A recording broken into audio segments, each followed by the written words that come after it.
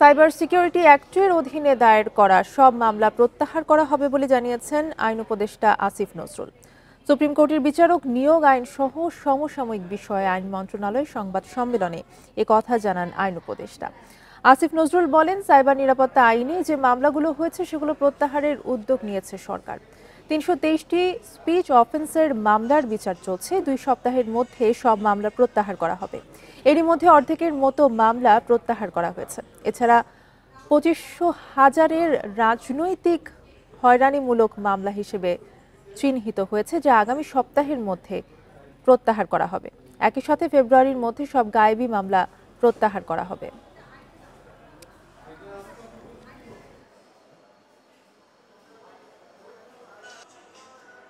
Cyber আইনের অধীনে যে স্পিচ অফেন্স আছে সেই মামলাগুলো প্রত্যাহারের উদ্যোগ অলরেডি গ্রহণ করেছি। এই যে ৩৩২টি মামলা বিচারাধীন আছে, এইগুলি উইথড্র করার ব্যাপারে আইন মন্ত্রণালয়ের ভূমিকা রাখার অবকাশ আছে। ২৫০০-এরও বেশি মামলাকে রাজনৈতিক হয়রানিমূলক মামলা হিসাবে বা গায়েবী মামলা হিসাবে চিহ্নিত করতে পেরেছি। আগামী ৭ দিনের মধ্যে মামলাগুলো প্রত্যাহার করার উদ্যোগ নেওয়া হবে। সাংবাদিকদের আর্থিক নিশ্চয়তা না হলে বস্তুনিষ্ঠ সাংবাদিকতা আশা করা যায় না। এজন্য সাংবাদিকদের আর্থিক নিশ্চয়তা নিশ্চিতে সরকারের কাছে সুপারিশ করবে গণমাধ্যম সংস্কার কমিশন। মঙ্গলবার দুপুরে রাজশাহী জেলা প্রশাসকের সম্মেলন কক্ষে প্রিন্ট ও ইলেকট্রনিক মিডিয়ার সাংবাদিকদের সাথে মতবিনিময় সভায় এসব কথা বলেন গণমাধ্যম সংস্কার কমিশনের প্রধান কামাল আহমেদ। এ সময় তিনি বলেন, সংবাদ প্রকাশের জেরে সাংবাদিকদের বিরুদ্ধে মামলা হলে তা প্রতিষ্ঠানকে মোকাবেলা করা সহ সাংবাদিকদের নিরাপত্তায় যথাযথ সুরক্ষা সামগ্রীও সরবরাহ করতে হবে। জুলাই অভ্যুত্থানে আহত সাংবাদিকদের অনেকে এখনো চিকিৎসা সহায়তা না পাওয়ায় বিস্ময় বলে মন্তব্য করেন তিনি। গত ১৫ বছর ধরে পরিস্থিতির অনিয়মগুলো একদিনের নয়, এই অনিয়মগুলো দীর্ঘদিনের। গত ১৫ বছর ধরে পরিস্থিতির ক্রমাগত অবনতি হয়েছে এবং রাজনৈতিক বিবেচনাতেই গত ১৫ বছরে সংবাদ মাধ্যমে যেই সংখ্যার বিস্ফোরণ ঘটেছে, আপনার টেলিভিশন, রেডিও কিংবা সংবাদপত্রের অনুমতি যেই সংখ্যায় দেওয়া হয়েছে সেটা অবিশ্বাস্য। সড়ক দুর্ঘটনায় ৩ জেলায় ৫ জন নিহত হয়েছেন। এর মধ্যে নাটোরের লালপুরে ট্রাক চাপায় মোটরসাইকেল আরোহী ২ ভাই সহ নিহত হয়েছেন ৩ জন। দুপুরে লালপুরের শেখ চিলান এলাকায় এই দুর্ঘটনা ঘটে। নিহতরা হলেন উপজেলার ধরা হিন্দুপাড়ার বাসিন্দা ২ ভাই শ্রাবণ ও স্বপন মজুমদার এবং সিংড়ার বিধান সরকার। পুলিশ জানায়, দুপুরে ওয়ালিয়া থেকে মোটরসাইকেলে অদিম চিলান যাচ্ছিলেন তারা। এ সময় বিপরীত দিক থেকে আসা একটি ট্রাক মোটরসাইকেলটিকে চাপা দিলে ঘটনাস্থলেই ২ জন নিহত হয়। আহত অপরজনকে উদ্ধার করে হাসপাতালে নিলে চিকিৎসক তাকেও মৃত ঘোষণা করেন।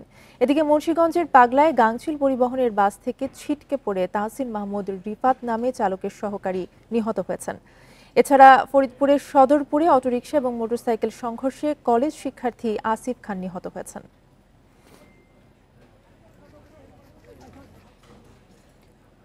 নরসিংদীতে ট্রেনে কাটা পড়ে একজন নিহত হয়েছেন। সকালে সদর উপজেলার বাদুয়ারচর এলাকায় এই দুর্ঘটনা ঘটে।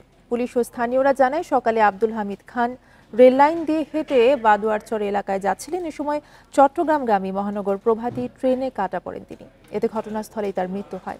খবর পেয়ে নরসিংদী রেলওয়ে পুলিশ মরদেহ উদ্ধার করে পরে ময়না তদন্তের জন্য সদর হাসপাতালের মর্গে পাঠায়।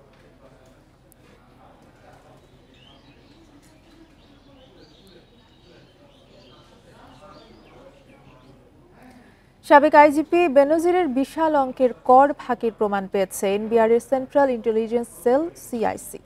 তদন্ত শেষে আইন অনুযায়ী ব্যবস্থা নেওয়া হবে বলে জানিয়েছেন সিআইসির উপপরিচালক শাহ মোহাম্মদ ফজলে এলাহি। তিনি জানান, তার সম্পদের সঙ্গে আয়কর বিবরণীর কোনো মিল নেই। মঙ্গলবার বেনজির আহমেদের গোপালগঞ্জের সাভানা রিসোর্টে অভিযান শেষে সাংবাদিকদের এ কথা জানান তিনি। এর আগে সকালে সিআইসির ১৫ সদস্যের একটি দল রিসোর্টটিতে অভিযান শুরু করে। বেনজিরের দেয়া সম্পদের হিসাবের সঙ্গে বাস্তবতার মিল খুঁজতে এনবিআরের গোয়েন্দা বিভাগ এই অভিযান পরিচালনা করেন। রিসোর্টে ৬১২ একরের পার্কটি পরিদর্শন করেছেন গোয়েন্দা দল। রিসোর্টটি এখন জেলা প্রশাসনের অধীনে রয়েছে। দর্শনার্থীদের জন্য উন্মুক্ত থাকলেও রিসোর্টে তেমন কোনো উপস্থিতি নেই।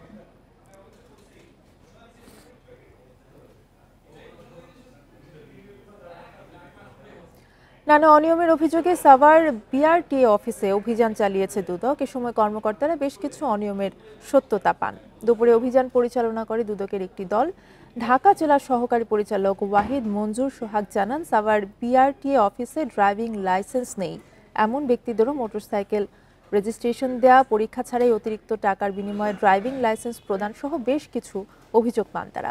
এর প্রেক্ষিতে দুপুরে অভিযান চালায় দুদকের একটি দল। বিভিন্ন নথি যাচাই করে অভিযোগের সত্যতা পান তারা। এ বিষয়ে দ্রুতই ব্যবস্থা নেওয়া হবে বলে জানান কর্মকর্তারা।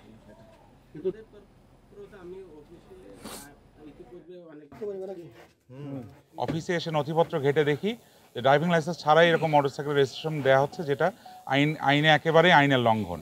তো এইসব ধরার জন্য এসেছি আমরা, সেসব নথিপত্র আমরা নিয়েছি, এগুলো আমরা যাচাই বাছাই করে আমাদের কমিশনে প্রতিবেদন দেব এবং পরবর্তী কমিশনের নির্দেশ মতো।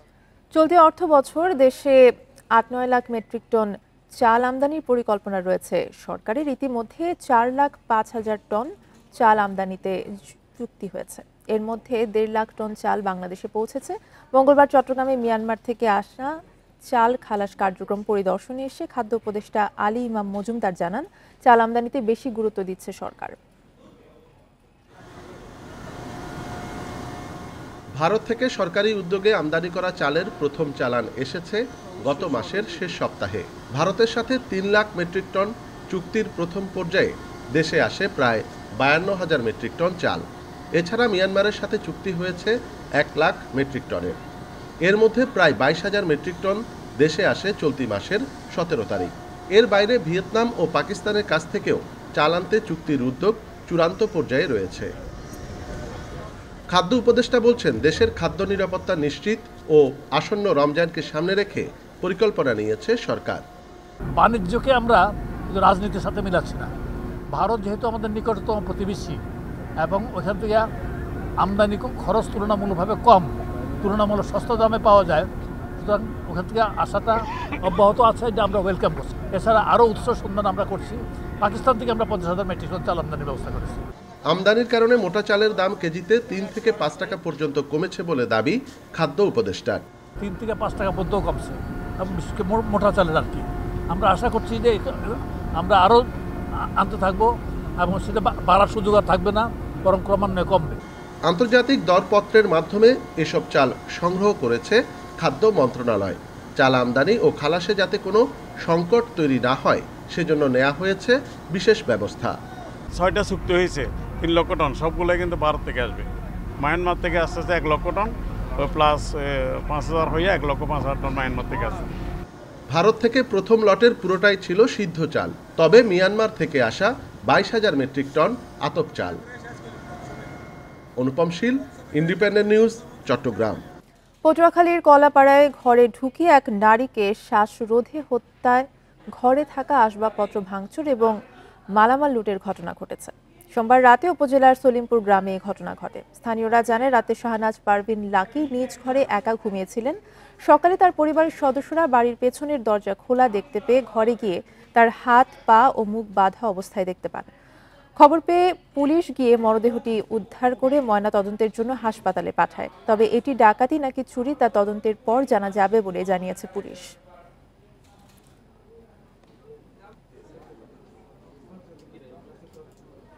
কথা কাটাকাটির জেরে চাঁদপুরে এক ব্যবসায়ী ও তার কর্মচারীকে কুপিয়েছে, আহত করেছে দুর্বৃত্তরা। গতরাতে শহরের হকার্স মার্কেটের তালুকদার বুটিক্সে এই ঘটনা ঘটে। আহতরা হলেন ওয়ার্কশপ ব্যবসায়ী আলী হোসেন এবং তার কর্মচারী শিবলু কাজী। স্থানীয়রা জানায়, দুপুরে চায়ের দোকানে যায় শিবলু তার বন্ধু বাবুল। সেখানে বাবুলের সাথে সুজন, নুরু এবং মিঠুনের কথা কাটাকাটি হয়।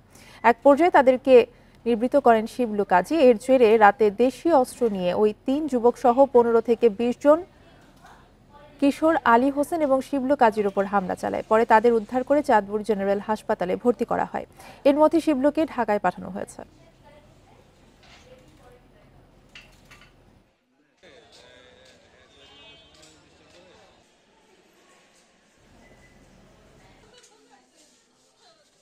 কালু ভাই এরা বিচার আচার করে সারিয়া দিছে গেছে এখন সন্ধ্যার পরে হঠাৎ করে অতর্কিতভাবে আমারে মারামারি শুরু করে দিছে আমার সাথে। একলাগে মনে করেন 20-25 দিন দূরে। নরসিংদীর মনোহরদীতে অজ্ঞাত যুবকের বস্তাবন্দি মরদেহ উদ্ধার করেছে পুলিশ। সকালে উপজেলার দীঘাকান্দি এলাকার সেতুর নিচ থেকে মরদেহটি উদ্ধার করা হয়। পুলিশ জানায়, ব্রিজের নিচে বস্তাবন্দি মরদেহটি দেখে স্থানীয়রা এবং খবর দেয়। পরে ঘটনাস্থল থেকে মরদেহ উদ্ধার করে থানায় নিয়ে আসা হয়। নিহত যুবকের বয়স আনুমানিক ৩৫ বছর। ধারণা করা হচ্ছে একদিন আগে হত্যার পর মরদেহ ফেলে গেছে দুর্বৃত্তরা। নিহতের পরিচয় শনাক্তের চেষ্টা চলছে।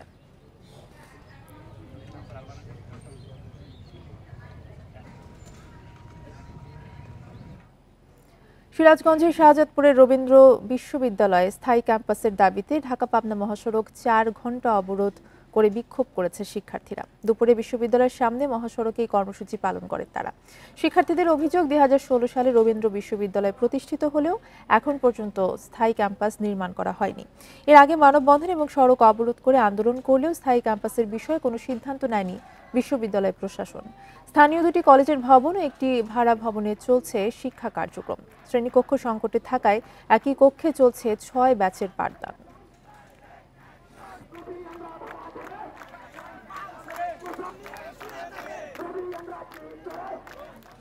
চট্টগ্রামের বাজারে সয়াবিন তেলের সংকট কাটছে না। বোতলজাত সয়াবিন তেলের সংকটে এখন যুক্ত হয়েছে খোলা সয়াবিনও।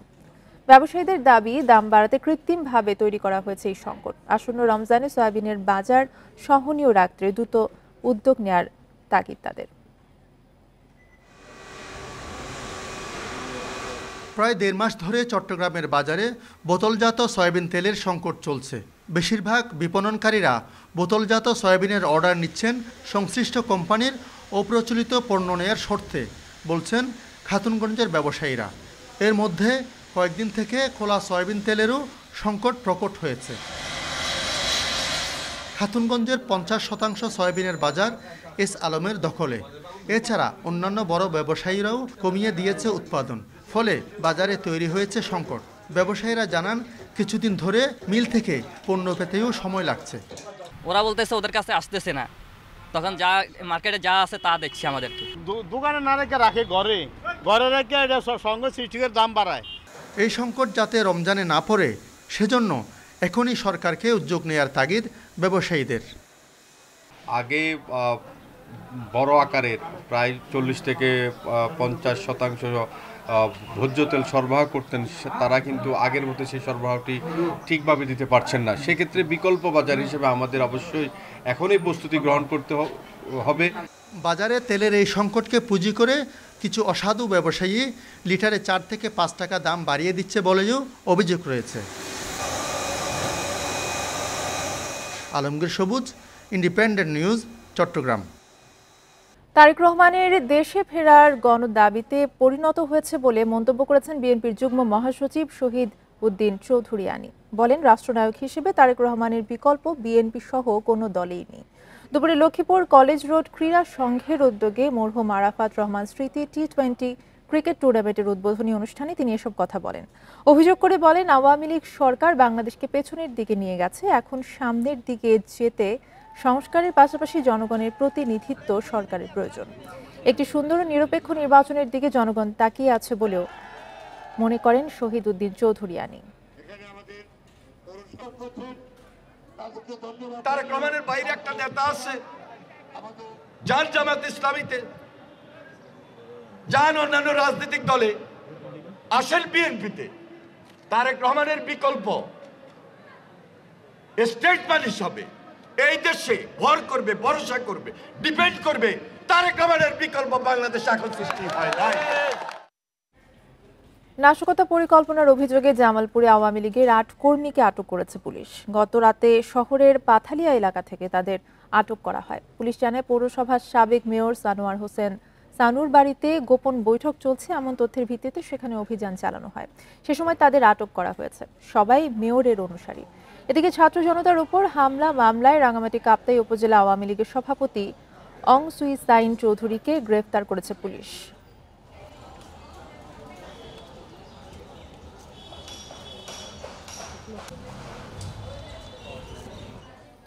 উত্তরাঞ্চল সহ বিভিন্ন জেলায় তাপমাত্রা কমায় বেড়েছে শীতের তীব্রতা। দিনাজপুরের সকালে সর্বনিম্ন তাপমাত্রা রেকর্ড হয়েছে 10.1 ডিগ্রি সেলসিয়াস। সকাল থেকে ঘন কুয়াশায় ঢেকে যায় জনপদ। গত কয়েকদিনে শীত বাড়ায় হাসপাতালগুলোতে বাড়ছে রোগী। পঞ্চগড়ের ঘন কুয়াশা ও হিমেল বাতাসের তীব্রতা এখনো কমেনি। সকাল থেকে দুপুর পর্যন্ত দেখা মিলছে না সূর্যের। মেহেরপুরে সকাল থেকে ঘন কুয়াশায় শীত অনুভূত হচ্ছে বেশি। কুয়াশার কারণে সড়কে হেডলাইট জ্বালিয়ে চলছে যানবাহন।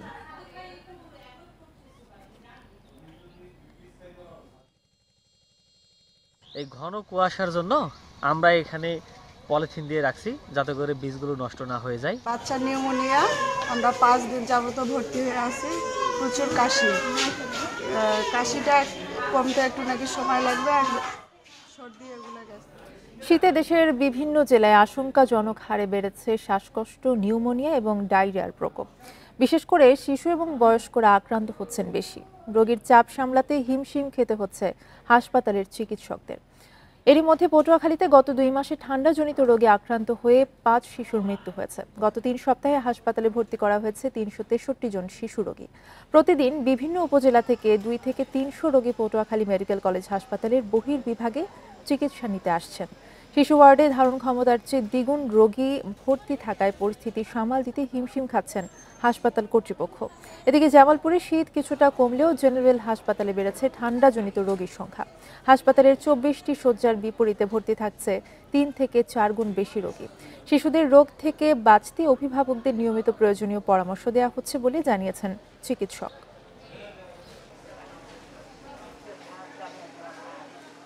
আবহাওয়া চেঞ্জ, বাইরে অতিরিক্ত ঠান্ডার জন্য আর কি বাচ্চা ঠান্ডা জ্বর থেকে খিঁচুনি হইতেছে। লোকজনের চাপ বেশি, এই কারণে বারান্দায় সিট নিতে হচ্ছে। একই বেডে দেখা যায় 2টা বাচ্চা বা 3টা বাচ্চাও রাখতে হয়, তো এটা একটু কষ্ট আর কি। 40,000 বিপরীতে আপনি ঠিক বলেছেন যে শতাধিক রোগী থাকে, আমাদের দেশও অনেক সময় ক্রস করে। সেক্ষেত্রে আমাদের এক বিছানায় 3 থেকে 4 জন করেও শিশু অবস্থান করে। এক বেডে একাধিক শিশু থাকাতে কিছুটা আসলে সমস্যাই হচ্ছে। তাদের গার্জিয়ানদেরকে আমরা পরামর্শ দিচ্ছি এবং এই শীতজনিত কারণে বাচ্চাদেরকে যে সমস্ত শীত হয় তাদেরকে গরম রাখা, পাশাপাশি বাচ্চাদেরকে খাবারের ব্যাপারে খুব সাবধানতা অবলম্বন করা। প্রশিক্ষিত বিএনসিসি সদস্যরা সশস্ত্র বাহিনীর সাথে সমন্বয় করে কাজ করতে পারবে বলে জানিয়েছেন বিএনসিসি মহাপরিচালক ব্রিগেডিয়ার জেনারেল আবু সঈদ আল মসুদ। সকালে বিএনসিসি ময়নামতি রেজিমেন্টের রেজিমেন্টাল ক্যাম্পিং সমাপনী অনুষ্ঠানে তিনি একথা বলেন। তিনি বলেন, রেজিমেন্টাল ক্যাম্পিংয়ের প্রশিক্ষণ বাস্তব জীবনে প্রয়োগ করতে পারলে প্রশিক্ষণের লক্ষ্য অর্জন হবে। এর মাধ্যমে দেশের স্বার্থে সশস্ত্র বাহিনীর সাথে কাঁধে কাঁধ মিলিয়ে প্রশিক্ষিত বিএনসিসি কাজ করতে পারবে। 10 দিন ব্যাপী ক্যাম্পিংয়ে বিএনসিসি ময়নামতি রেজিমেন্টের অধীনে 10 জেলার 5টি ব্যাটালিয়নে 6টি কন্টিনজেন্ট অংশ নেন। এবারের ক্যাম্পিংয়ে অংশ নিয়েছে 600 জন বিএনসিসি সদস্য।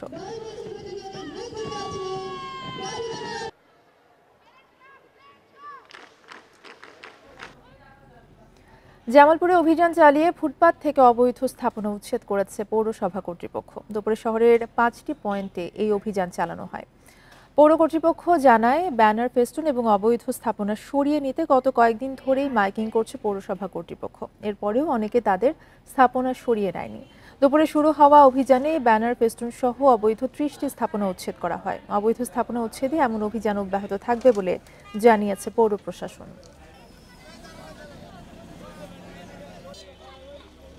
যারা নিজ দায়িত্বে এখন অবসান করেন, যার জন্য বাধ্য হয়ে আমরা আজকে এই অভিযানে বের হয়েছি। শহরে যাতে জনগণ নির্বিঘ্নে চলাফেরা করতে পারে এবং শহরের সৌন্দর্য যেন সুন্দর থাকে, সেই জন্য আজকের এই আমাদের অভিযান। ময়লার ভাগাড়ে আর জায়গা নেই। এখন কুমিল্লা সিটি কর্পোরেশনের বর্জ্য ছড়িয়ে পড়ছে আশপাশের জমি এবং রাস্তাঘাটেও। ভাগাড়ের তীব্র দুর্গন্ধ, মশা, মাছি আর ময়লা পোড়ানো ধোয়ার কারণে স্বাস্থ্য ঝুঁকিতে সদর উপজেলার অন্তত 7 গ্রামের অর্ধলক্ষাধিক মানুষ। সিটি কর্পোরেশন বলছে, ভাগাড় উন্নয়নে 2টি প্রকল্প চলমান রয়েছে। 40 বছর আগে কুমিল্লা সদরের জগন্নাথপুরে পৌরসভার জন্য প্রায় 11 একর জমি নিয়ে তৈরি করা হয় ময়লা ফেলার ভাগাড়। পৌরসভা থেকে কুমিল্লা সিটি কর্পোরেশনে উন্নীত হলেও ভাগাড়টির আয়তন বাড়ানো হয়নি। তাই ভাগাড়ের সীমানা প্রাচীর উপচে কঠিন ও তরল বর্জ্য ছড়িয়ে পড়ছে আশেপাশের বাড়িঘর, জমিজমা ও রাস্তাঘাটে। রিসাইক্লিংয়ের ব্যবস্থা না থাকায় উন্মুক্ত আবর্জনার ভাগাড় থেকে ছড়াচ্ছে দুর্গন্ধ। এছাড়া প্লাস্টিক বর্জ্য পোড়ানোর ধোঁয়ায় স্বাস্থ্য ঝুঁকিতে রয়েছে আশেপাশের 7 গ্রামের অর্ধলক্ষাধিক বাসিন্দা। আর বাচ্চারাও যদি ভুল করে পানিগুলো ধরে বাচ্চাদের গায়ে বিসি বা অ্যালার্জি এরকম মানে চর্মরোগের মতো হয়ে যায়, বাচ্চাদের সহজে এগুলো যাইতে চায় না। এই ডাম্পিংয়ের কাজটা যদি করে তো সবচেয়ে এলাকা মানুষের লাগে ভালো হবে, আমাদের এই চারপাশটা গ্রামের লাগে ভালো হবে। জনবসতি এলাকা থেকে উন্মুক্ত ভাগাড়টি না সরালে ময়লা আবর্জনা থেকে রোগ ছড়ানোর বিস্তৃতি বাড়বে বলে জানালেন বাপা। সমস্ত ভাইরাল ডিজিজ এখন যেগুলো দেখা যায় আমাদের দেশে, এগুলো সবকিছুর উৎপত্তিস্থল কিন্তু এখন এই সমস্ত ভাগাড়। আধুনিকায়ন না করলে আমার মনে হয় মানুষের জন্য আর ওইটা অ্যাপ্রোপ্রিয়েট হবে না। ভাগাড় উন্নয়নে 2টি প্রকল্প চলমান রয়েছে জানিয়ে তা বাস্তবায়নে সরকারের উচ্চ পর্যায়ের হস্তক্ষেপ প্রয়োজন বলে জানিয়েছেন সিটি কর্পোরেশনের এই কর্মকর্তা। সিজিপিতে আমরা আরও 25 একর জায়গার জন্য অ্যাডমিনিস্ট্রেটিভ অ্যাপ্রুভাল পেয়েছি। তো এখন যেটা হচ্ছে, এখন আপাতত 15 একর জায়গা অ্যাকোয়ারের কার্যক্রম চলমান আছে। বিগত কয়েক বছর ধরে ভাগাড় উন্নয়নে প্রকল্প নেওয়া হলেও তা কখনোই আলোর মুখ দেখেনি। দিন যত যাচ্ছে ভাগাড় থেকে চরম দূষণে বাড়ছে স্বাস্থ্য ঝুঁকি। Independent news. এসো দেশ বদলাই, পৃথিবী বদলাই, এই প্রতিবাদে লক্ষ্মীপুর আয়োজন করা হয় দেয়ালিকা উৎসবের। সকাল থেকে দুপুর পর্যন্ত এই উৎসবের আয়োজন করে জেলা প্রাথমিক শিক্ষা অফিস এবং জেলা প্রশাসন। সদর উপজেলার হল রুমে ব্যতিক্রমী এই উৎসবের উদ্বোধন করেন জেলা প্রশাসক রাজীব কুমার সরকার। এ সময় শতাধিক প্রাথমিক বিদ্যালয়ের শিক্ষার্থী, শিক্ষক ও অভিভাবকরা অংশ নেন। জুলাই আগস্ট বিপ্লবে শহীদ আবু সাঈদ, মুগ্ধ সহ ছাত্র জনতার আন্দোলনের নানা চিত্র তুলে ধরেন শিক্ষার্থীরা। পর্যায়ক্রমে প্রত্যেক উপজেলায় এই উৎসব পালনের কথা জানিয়েছেন জেলা প্রশাসক। প্রাথমিক শিক্ষার্থীদের অসাধারণ মেধা, গণন ও প্রতিভার একটি চমৎকার বহিঃপ্রকাশ ঘটেছে সমগ্র লক্ষ্মীপুর জেলায়। এই 732টি প্রাথমিক বিদ্যালয়ের প্রদর্শনে অসাধারণ দেয়ালিকা।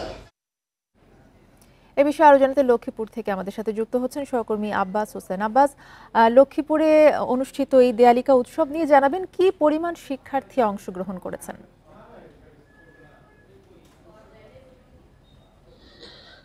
আজকে সকাল থেকে আমরা দেখেছি দুপুর পর্যন্ত জেলা পরিষদ কার্যালয়ের সামনে এবং যে হল রুমে যে দেওয়ালিকার উৎসবের আয়োজন করা হয়েছে সেটি কিন্তু কিছুক্ষণ আগে শেষ হয়েছে। সেখানে বক্তব্য রাখছেন বিভিন্ন বিদ্যালয়ের শিক্ষক এবং শিক্ষার্থী, পাশাপাশি জেলা প্রশাসক রয়েছেন, অতিরিক্ত জেলা প্রশাসক রয়েছেন এবং উপজেলা নির্বাহী কর্মকর্তা রয়েছেন। তারা কিন্তু বক্তব্য রেখেছেন। তারা একটি জানিয়েছেন যে জুলাই আগস্টে যে বিপ্লবের যে ঘটনা ঘটেছে সেখানে তারা স্মৃতি তুলে ধরতে আসলে এই উৎসবটি তারা পালন করছেন, দেওয়ালিকা উৎসব যেটি সেটি তারা পালন করছেন। এই যে তারা যে এসো দেশ বদলায় এবং যে পৃথিবী বদলায়, এই তারুণ্যের যে উৎসব, এই উৎসবের সাথে আজকের এই তারুণ্যের যে বিপ্লব হয়েছে সেটি তারা কিন্তু ফুটে তুলেছেন। আমরা দেখেছি বিভিন্ন দেয়ালিকার মধ্যে সৈয়দ যে আবু সাহেদ এবং মুগ্ধ, পাশাপাশি লক্ষ্মীপুরে যে যারা শহীদ হয়েছেন, যে কাউসার হোসেন বিজয়, সাব্বির হোসেন আপনান সহ যারা শহীদ হয়েছেন তাদেরও কিন্তু এই দেওয়ালিকা তাদেরও যে চিত্র তুলে ধরা হয়েছে, কিভাবে তাদেরকে হত্যা করা হয়েছে, কিভাবে তারা মারা গেছেন। যেমন মুগ্ধ পানি লাগবে যে কথাগুলো বলেছেন সেগুলো কিন্তু আমরা দেখেছি এই দেওয়ালিকার মধ্যে ফুটে উঠেছে। পাশাপাশি রংপুরে যে আবু সাইদ মারা গেছে সেই তার যে বুক পেতে দিয়েছেন সেইটি কিন্তু আমরা দেখেছি। যদি আমি আপনাকে এখনো দেখাতে চাই যে এখানে যে দেওয়ালিকাগুলো আছে পুরা হল রুম এবং তার আশপাশের যে ইয়াগুলো রয়েছে সেখানে তারা এভাবে যে সুন্দর করে শিক্ষার্থীরা তারা সাজিয়েছেন। আমরা দেখেছি 732টি প্রাথমিক বিদ্যালয় রয়েছে লক্ষ্মীপুর জেলায়। ইতিমধ্যে লক্ষ্মীপুর সদর উপজেলার যে 100টির বেশি বিদ্যালয় কিন্তু আজকে যে এই দেওয়ালিকা উৎসবে অংশগ্রহণ করেছেন। পাশাপাশি আর অন্য যে বিদ্যালয়গুলো আছে সেগুলো কিন্তু পর্যায়ক্রমে এই উৎসব পালন করবেন, এমনকি জেলা প্রশাসক রাজীব কুমার সরকার এটি জানিয়েছেন। তো আমরা এখন থেকে যে শিক্ষার্থীরা প্রত্যেকটি ক্লাসের শিক্ষার্থীরা এসেছেন, তাদের সাথে তাদের বাবা মারা এসেছেন এবং অভিভাবকরা এসেছেন, শিক্ষকরা এসেছেন। অর্থাৎ আমরা দেখেছি যে দিনব্যাপী না হলেও কিন্তু দুপুরের পর পর্যন্ত যে উৎসব এটি কিন্তু একটি কিন্তু উৎসবে পরিণত হয়েছে। তো আসলে আমরা কিন্তু আজকে সকাল থেকে আমরা এখানে বিভিন্নভাবে কথা বলেছি শিক্ষার্থীরা তাদের সাথে, কিন্তু এই উৎসব যেন সামনে আরো চলে এমনটি জানিয়েছেন। এই উৎসবের মাধ্যমে জুলাই বিপ্লবের যে পতন বা যে আন্দোলন হয়েছে সেটি তারা ফুটে তুলেছেন এমনটি আমরা দেখেছি। আব্বাস হোসেন জানাচ্ছিলেন লক্ষ্মীপুর থেকে। উৎপাদন ও লোকসানের ঝুঁকি কম থাকায় লক্ষ্মীপুরে দিন দিন বৃদ্ধি পাচ্ছে সুপারির চাষ। কৃষকরা বলছেন রোপণ করলে তেমন পরিচর্যা লাগে না গাছটির, ফলন দেয় 25 থেকে 30 বছর। এই বছরে লক্ষ্যমাত্রা অর্জনের পাশাপাশি জেলায় কয়েক কোটি টাকার সুপারি কেনা বেচার আশা কৃষি বিভাগের। লক্ষ্মীপুরের 5 উপজেলায় প্রায় 7,360 হেক্টর সুপারি বাগান রয়েছে। এসব বাগানে 19,000 মেট্রিক টন সুপারি উৎপাদনের লক্ষ্যমাত্রা নির্ধারণ করেছে কৃষি বিভাগ। চাষিরা বলছেন সুপারি গাছ একবার রোপণ করলে তেমন পরিচর্যা ছাড়াই টানা 20 থেকে 25 বছর ফলন দেয়। আবহাওয়া অনুকূলে থাকায় এবং আধুনিক পদ্ধতিতে দিন দিন বাড়ছে উৎপাদন। সুপারি বাগান করতে অত খরচ পড়ে না, যেহেতু একটি লাভজনক ব্যবসা এবং লাভজনক বাগান থাকে, তো সেক্ষেত্রে অল্প খরচে মানুষ মোটামুটি সুপারির ফলনটা ভালো করতে পারে। ব্যবসায়ীরা জানান প্রতি কাউন্ট বা 1280টি সুপারি বর্তমানে বিক্রি হচ্ছে 2800 থেকে 3100 টাকায়, যা গত বছরের চেয়ে 1000 টাকা বেশি। সুপারির দাম বেশি, ফসলের দিকে একটু কম আর কি, কিন্তু ফসল কম হওয়ার কারণে বাজারটা অনেক বেশি আর কি। এক কাউন্ট সুপারি কিনতে হইলে 2800, 2900, 3000, 3100 টাকা খরচ হয়। বাজার দর ভালো, পোকার আক্রমণ ও রোগবালাই কম হওয়ায় দিন দিন জেলায় সুপারির চাষ জনপ্রিয় হয়ে উঠেছে বলে জানান কৃষি বিভাগের এই কর্মকর্তা। এবার লক্ষ্মীপুরে অন্যান্য বছরের তুলনায় সুপারির আবাদ খুব ভালো হয়েছে এবং ফলনটাও খুব ভালো হয়েছে। আর এতে করে কৃষকও আর্থিকভাবে ভালো লাভবান হচ্ছে। সুপারির বাজার মূল্য খুবই বেশি। জেলার চাহিদা মিটিয়ে ঢাকা, চট্টগ্রাম, রাজশাহী সহ সারা দেশেই যাচ্ছে লক্ষ্মীপুরের সুপারি। Independent News. নড়াইলের লোহাগাড়ায় ঐতিহ্যবাহী পিঠা উৎসব অনুষ্ঠিত হয়েছে। সোমবার আমাদা আদর্শ কলেজ ক্যাম্পাসে দিনব্যাপী এই উৎসবের উদ্বোধন করেন জেলা প্রশাসক শারমিন আক্তার জাহান। পিঠা উৎসবে 8টি স্টলে ভাপা, কুলি, পাটিসাপটা, চিতই সহ 40 রকমের পিঠা প্রদর্শন করা হয়। আয়োজকরা জানান শীতকালে আগে পরিবারের বয়স্করা পিঠা তৈরি করতেন। গ্রাম বাংলার ঐতিহ্যবাহী সে পিঠা হারিয়ে যেতে বসেছে। কালের বিবর্তনে অনেক গ্রামীণ পিঠা হারিয়ে গেছে। নতুন প্রজন্মের কাছে এসব পিঠা তুলে ধরতে এই আয়োজন। উৎসবে বিভিন্ন বয়সের নারী, পুরুষ ও কলেজ শিক্ষক, শিক্ষার্থী সহ প্রশাসনের কর্মকর্তারা উপস্থিত ছিলেন।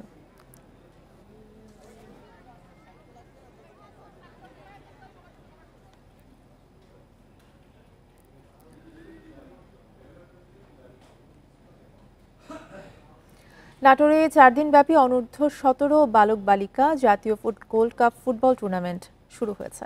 সকালের উদ্বোধন করেন জেলা প্রশাসক আসমা শাহিন এবং পুলিশ সুপার মারুফাত হোসাইন।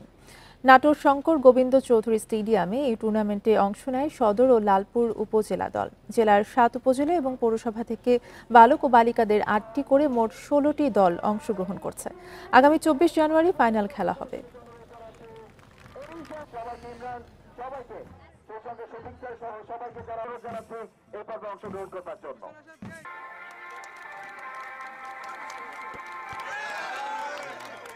সফল আয়োজন ফুটবল, যেখানে প্রতিদ্বন্দ্বিতা করছে যারা দক্ষিণ প্রান্ত থেকে উত্তর প্রান্তে আক্রমণ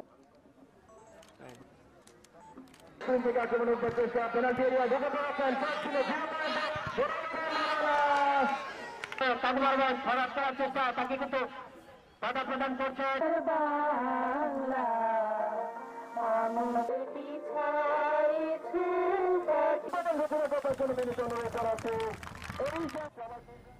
এই ছিল এখনকার সংবাদে। ইন্ডিপেন্ডেন্ট টেলিভিশনের সব খবর জানতে চোখ রাখুন ফেসবুক, ইউটিউব এবং এক্সে। ধন্যবাদ।